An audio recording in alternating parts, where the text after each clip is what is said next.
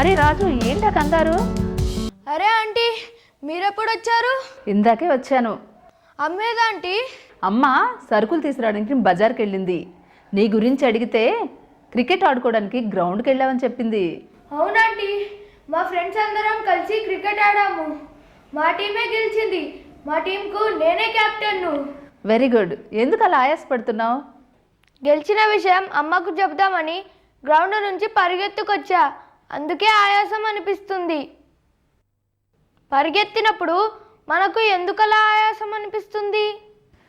పరిగెత్తినప్పుడే కాదు, భయపడ్డప్పుడు, కంగారు పడ్డప్పుడు, కోపం వచ్చినప్పుడు, ఆవేశపడ్డప్పుడు కూడా ఆయాసం అనిపిస్తుంది. ఆ సమయంలో శ్వాసక్రియ వేగం బాగా పెరుగుతుంది. దాంతో రక్త ప్రసరణ బాగా జరుగుతుంది. అందువల్ల ఆక్సిజన్ ఎక్కువ అవసరమవుతుంది. అప్పుడు ఆక్సిజన్ కోసం మన శ్వాసావయవాలైనటువంటి ఊపిరితిత్తులు ఎక్కువగా పనిచేయవలసి వస్తుంది. ఆ సమయంలో ఉచ్ఛ్వాస నిశ్వాసల వేగం పెరిగి మనం ఆయాసపడతాం. ఆంటీ, మనలాగానే అన్ని జంతువులు కూడా ఊపిరితిత్తులతో గాలి పీల్చుకుంటాయా? లేదు రాజు, వేరువేరు ఆవాసాల్లో అంటే గాలి, నీరు, నేల మీద నివసించే జంతువుల్లో వేరువేరు శ్వాసావయవాలు ఉంటాయి. నీటిలో నివసించే చేపలు, రొయ్యలు, కప్ప లార్వాలు మొప్పలతో శ్వాసిస్తాయి. బొద్దింక వాయునాళంతో శ్వాసిస్తుంది. తేలు పుస్తకాకార ఊపిరితిత్తులతో శ్వాసిస్తుంది. అలాగే గాలిలో ఎగిరే పక్షులు, నేల మీద నివసించే కప్ప, బల్లి ఊపిరితిత్తులతో శ్వాసిస్తాయి. కప్ప ఉభయచర జీవి కదా. నేల మీద ఉన్నప్పుడు ఊపిరితిత్తులతో గాలి పీల్చుకుంటే, మరి నీటిలో ఉన్నప్పుడు? కప్ప ఊపిరితిత్తులకు నీటిలో కరిగి ఉండే ఆక్సిజన్ను గ్రహించే శక్తి ఉండదు. కాబట్టి కప్ప నీటిలో ఉన్నప్పుడు చర్మం ద్వారా శ్వాసక్రియ జరుపుకుంటుంది. చర్మంతో శ్వాసక్రియనా? గమ్మత్తుగా ఉందే. అలాంటి జంతువులు ఇంకేమన్నా ఉన్నాయా ఆంటీ? లేకే, ఉన్నాయి. మన రైతు మిత్రుడు వానపాము కూడా చర్మం ద్వారానే శ్వాసక్రియ జరుపుకుంటుంది. అభివృద్ధి చెందిన జీవుల్లో వేరువేరు శ్వాసావయవాలుంటే, మరి అమీబా లాంటి ఏకగణ జీవుల్లో ఎలా శ్వాసక్రియ జరుగుతుంది? చాలా మంచి ప్రశ్న అడిగావు రాజు. అమీబా అంటే ఎంతోమంది శాస్త్రవేత్తలకి ఆసక్తికరమైన జీవి అని నీకు తెలుసా? తెలియదు. మరి అమీబాకున్న ప్రత్యేకత ఏమిటా ఆంటీ? అమీబా ప్రోటోజోవా వర్గానికి చెందిన ఏకకణ జీవి. దీని శరీరం మొత్తం ఒకే ఒక్క కణంతో నిర్మితమై ఉంటుంది. దీన్ని సూక్ష్మదర్శిని సహాయంతో మాత్రమే చూడగలుగుతాం. అమీబా ఎక్కడెక్కడ నివసిస్తుంది? ఇది జలచర జీవి. దీనికి ఒక రూపం అంటూ ఉండదు. ఎప్పటికప్పుడు తన శరీరాకృతిని మార్చుకుంటూ ఉంటుంది. అందుకే గ్రీకు పదమైనటువంటి అమీబాయిడ్ అంటే మారటం అనే అర్థం నుండి అమీబా అనే పేరు దీనికి వచ్చింది.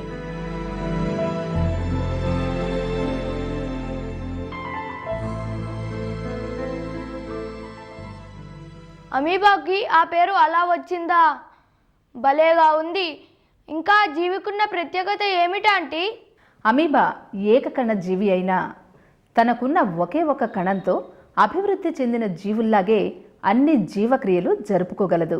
ఒక్క కణంతోటే అన్ని జీవక్రియలు జరుపుకోవడమా? అది ఎలా సాధ్యం ఆంటీ? అది ఎలాగో చెప్తాను, శ్రద్ధగా విను. అమీబా తన కణ జీవ పదార్థంలో ఉన్నటువంటి ఆహార రిక్తికల సహాయంతో ఆహారాన్ని జీర్ణం చేసుకుని కణంలోకి పీల్చుకునేటట్లు చేస్తుంది. అలాగే జీవ పదార్థంలో ఉన్నటువంటి సంకోచ రిక్తికలు అయానుల సమతుల్యతను కాపాడడానికి ద్రవాభిసరణ క్రమతకు తోడ్పడతాయి.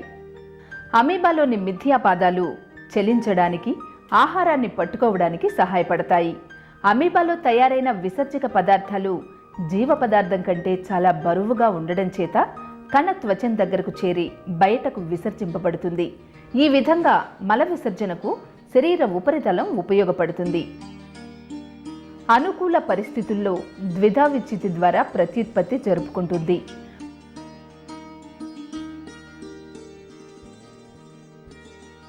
పరిస్థితులు అనుకూలంగా లేనప్పుడు బహుధా విచ్ఛితి ద్వారా ప్రత్యుత్పత్తి జరుపుకుంటుంది. అప్పుడు అమీబా చుట్టూ ఒక కోశం ఏర్పడుతుంది. కేంద్రకం సమవిభజనలు చెంది సుమారు 500 వరకు కేంద్రకాలు ఏర్పడి వాటి చుట్టూ కణద్రవ్యం చేరి అవి పిల్ల అమీబాలుగా మారతాయి. అనుకూల పరిస్థితుల్లో కోశం పగిలి పిల్ల అమీబాలు బయటకు వస్తాయి. మరి అమీబా ఒక్క కణంతోటే శ్వాసక్రియ ఎలా జరుపుకుంటుందో చెప్పనే లేదు. ఆ విషయం గురించే చెప్పబోతున్నాను. శ్వాసక్రియ జరుపుకోవడానికి అమీబాలో ప్రత్యేకమైన అవయవాలంటూ ఏమీ లేవు. విసరణ అనే ప్రక్రియ ద్వారా అమీబా శ్వాసక్రియ జరుపుకుంటుంది. విసరణ అంటే ఏమిటా ఆంటీ? జీవి కణంలో అసమానంగా వెదజల్లబడిన అణువులు అత్యధిక గాఢత కలిగిన ప్రాంతం నుండి అల్ప గాఢత కలిగిన ప్రాంతానికి చేరుకుని సరిసమాన గాఢత ఏర్పడడాన్ని విసరణ అంటాం. అమీబా ఈ విసరణ పద్ధతిని ఉపయోగించుకొని ఎలా శ్వాసక్రియ జరుపుకుంటుంది?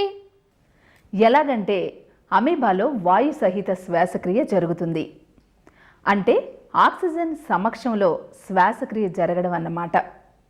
అమీబా నీటిలో నివసిస్తుంది కాబట్టి నీటిలో కరిగి ఉన్న ఆక్సిజన్ను శ్వాసక్రియ కోసం ఉపయోగించుకుంటుంది. నీటిలో ఉన్న ఆక్సిజన్ నిరంతరంగా అమీబా శరీరం లోపలికి వస్తుంది. అలా వచ్చిన వెంటనే అమీబా శరీరంలో ఉన్న ఆహారాన్ని దహించడం వల్ల ఆహార పదార్థాలు సరళ పదార్థాలుగా మార్పు చెందుతాయి. అందువల్ల నీరు, కార్బన్ డయాక్సైడ్, యూరియా ఏర్పడే శక్తి విడుదలవుతుంది. ఇలా విడుదలైన శక్తిని ఉపయోగించుకొని అమీబా అన్ని జీవక్రియలు నిర్వహిస్తుందా ఆంటీ? అవును, ఆ శక్తిని ఏటీపీ రూపంలో నిల్వ చేసుకుని అవసరమైనప్పుడు అమీబా ఉపయోగించుకుంటుంది. అప్పుడు అమీబా శరీరంలోని ఆక్సిజన్ బయట నీటిలో ఉన్న ఆక్సిజన్ కన్నా తక్కువగా ఉంటుంది. అప్పుడు విసరణ ద్వారా బయటి నీటి నుండి ఆక్సిజన్ అమీబా శరీరంలోకి వస్తుంది. అలాగే జీవక్రియల వల్ల ఏర్పడ్డ కార్బన్ డయాక్సైడ్ సాంద్రత బయటి నీటిలో కంటే అమీబా శరీరంలో ఎక్కువగా ఉండడం వల్ల బయటి నీటి నుండి కార్బన్ డయాక్సైడ్ అమీబా శరీరంలోకి విసరణ చెందుతుంది. ఈ విధంగా అమీబా విసరణ అనే పద్ధతి ద్వారా ఆక్సిజన్ను లోపలికి తీసుకొని కార్బన్ డయాక్సైడ్ను బయటికి పంపిస్తూ ఎలాంటి శ్వాసావయవాలు లేకున్నా నిరంతరంగా శ్వాసక్రియ జరుపుకుంటుందన్నమాట. బాగా చెప్పావు రాజు. ఇంకా ఈ అమీబాను పొరపాటున హైడ్రోజన్లో ఉంచితే దానిలో జరిగే జీవక్రియలన్నీ ఆగిపోయి మరణిస్తుంది. అలాగా ఆంటీ, మరి అమీబాను ఆక్సిజన్కి బదులు కార్బన్ డయాక్సైడ్లో ఉంచితే ఏం జరుగుతుంది? అప్పుడు అమీబా ముందుగా ప్రాణరక్షణ కోసం తన చుట్టూ ఒక కోశాన్ని ఏర్పరచుకుంటుంది. అయితే ఆక్సిజన్ లేకపోవడం వల్ల దానిలోని జీవక్రియలన్నీ మందగించి చివరకు చనిపోతుంది. అవునా ఆంటీ, అమీబా లాంటి ఏకకణ జీవి తనకున్న ఒక్క కణంతోటే అన్ని జీవక్రియలు నిర్వహించడం చాలా గొప్ప విషయం. అందుకేనా అమీబా అంటే చాలామంది శాస్త్రవేత్తలకు అంత ఆసక్తి. అవును, మరి ఇప్పుడు అమీబాలో శ్వాసక్రియ గురించి నీకు బాగా అర్థమైంది కదా రాజు? ఓ, బాగా అర్థమైంది ఆంటీ. అయితే అమీబా శ్వాసక్రియలోని కొన్ని ముఖ్యాంశాల గురించి చెప్పు. అమీబా ప్రోటోజోవా వర్గానికి చెందిన ఏకకణ జీవి. అమీబాకు స్థిరమైన ఆకారం లేదు. ఎప్పటికప్పుడు తన రూపాన్ని మార్చుకుంటూ ఉంటుంది. తనకున్న ఒక్క కణంతోనే అన్ని జీవక్రియలు నిర్వహించగల సామర్థ్యం అమీబాకుంది. అమీబాకు ప్రత్యేక శ్వాసావయవాలు లేవు. విసరణ అనే పద్ధతి ద్వారా తన శ్వాసక్రియను నిరంతరంగా జరుపుకుంటుంది.